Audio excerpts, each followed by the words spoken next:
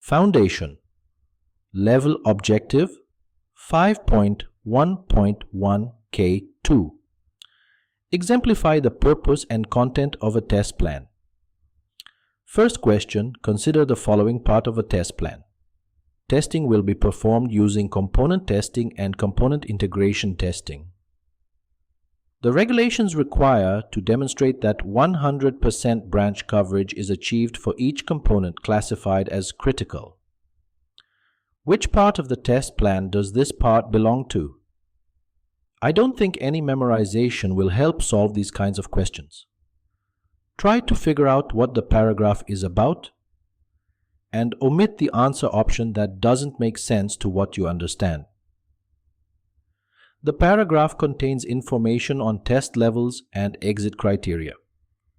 There's no mention of communication or risk, so it's either the context of testing or the test approach. Context of testing is about the scope of testing, test objectives, constraints, test basis, and more. The test approach is about the test levels and how we will perform the testing, which goes along with the paragraph. The correct answer is D.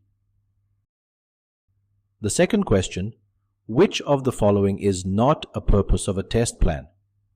Again and again and again, watch out for the not in the question.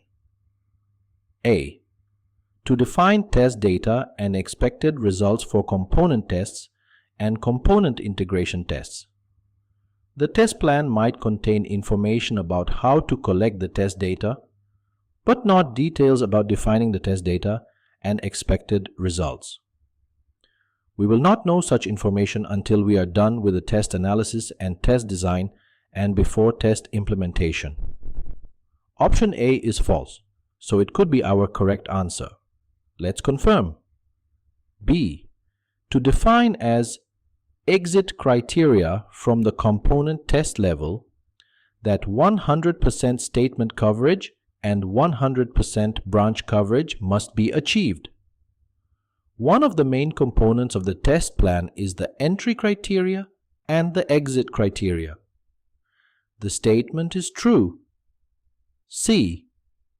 To describe what fields the test progress report shall contain and what should be the form of this report. Defining what to expect in the test progress report is a typical content of a test plan. D. To explain why system integration testing will be excluded from testing, although the test strategy requires this test level. Explaining why the test approach will deviate from the test strategy is important to include in the test plan. You know, the test strategy is how the company decides to perform testing in all its software projects. The test approach is usually the same as the test strategy. Suppose we decide to deviate from the test strategy for a specific project. In that case, we need to explain why we decided not to follow the usual test strategy. The test strategy is per the company and the test approach is per project. The statement is true. The correct answer is A.